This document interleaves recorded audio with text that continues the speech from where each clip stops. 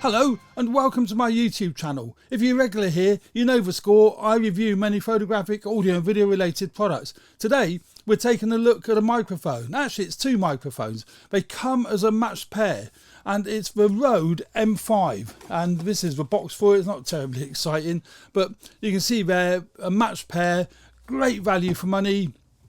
Nothing exciting in the box, nicely packaged, but two microphones. It comes with set of instructions, 10-year warranty from Rode. I think that's fantastic. I think all their microphones have a 10-year warranty. I wouldn't swear to that, but I'm pretty sure they do. And in the box you find two of the Rode dinky little microphones. That's the microphone size. Great little microphone, 1/2-inch capsule, so you know, a nice size capsule that should capture quite a wide dynamic range. And it comes with a rather nicely made mic stand, you know, with a good adjustable clip on it, unlike some that don't, you know, some come with a real plasticky one. That's actually a really good one. And it comes with a little windsock that I've actually put on the microphone here you see that I'm talking into. This little microphone is a condenser microphone, so you will require 48 volt power to power it. XLR input, so it will require a 48 volt power supply from your sound mixer, your recorder. I'm using here the Rode Rodecaster podcasting machine. It's called a Rodecaster, but it's designed for podcasting. But as you can see, I'm using it for video production, and I will do in the future. It's a great device. I will put a link to my introduction to Rodecaster somewhere up here. I think it's up here, might be up here, I'm not sure. And a link to my Amazon affiliate site where you can actually order one if you did want one. Same as with microphones. Now these microphones represent amazing value for money. It's a matched pair. So if you're doing podcasting and you want to set two microphones up in the studio, it does make logical sense to have two microphones that are exactly the same. That way, when you come to edit it, you'll have less issues. And you may not need to edit it, particularly if you're using something like a Rodecaster. I'm recording directly to a Rodecaster and then I shall sync that in the edit. And that's a great thing with these microphones and pretty much any microphone. So what you're listening to is the sound coming off the Rode M5. I have got my Rode Wireless Go plugged in as a backup. It'd be silly using it because obviously the whole idea of this video is for you guys and girls to hear what the sound likes. The sound is like coming directly from the Rode M5. So I've put the little windsock on because I did notice that it's actually slightly better. It helps with the plosives, so the P's and the S's. It helps by using this little windsock. But you judge for yourself and see what you think of the sound quality. I'll do a little bit of silent recording just so you can get a gist of what it's like in this environment.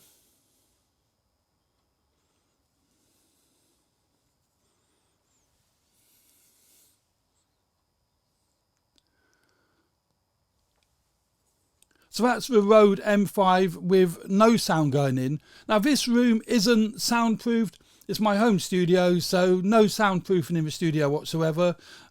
So there we go. Now I did some recording in my office. So let's go over to my office, something I recorded earlier, just so you can hear what this microphone is like in a different environment.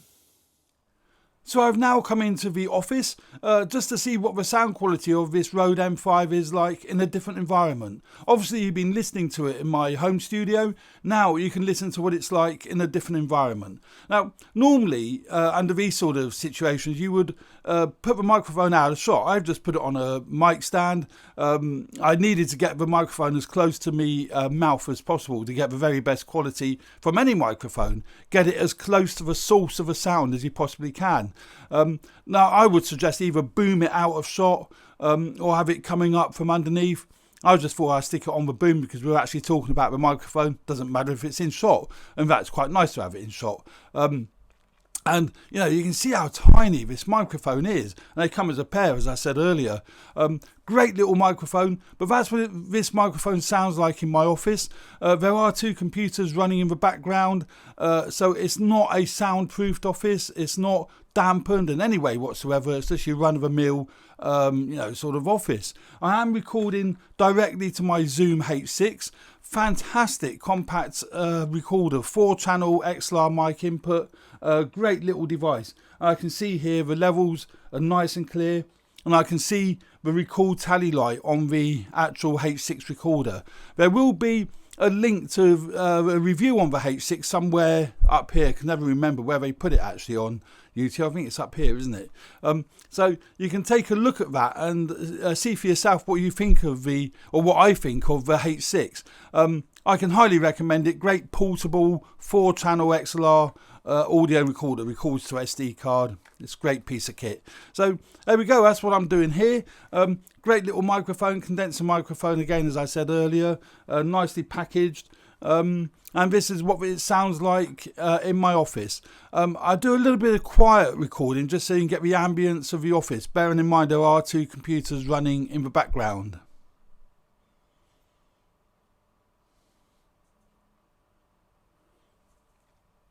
So there we go. That's, you know, how quiet and how good this microphone is. I will just check what the sound is like. Yeah, and now, oh yeah, that's coming through beautifully on channel 1. The levels don't seem too high, don't seem too low. Obviously, if I move further back, the sound quality will dip immensely. So that's why you can see it's really, the sound quality will really dip. That's why it's really important, whenever you're micing anyone up, get the microphone as close to the voice as you possibly can. It does come with a couple of wind muffs, so it might be helpful to put that on. Excuse the noise.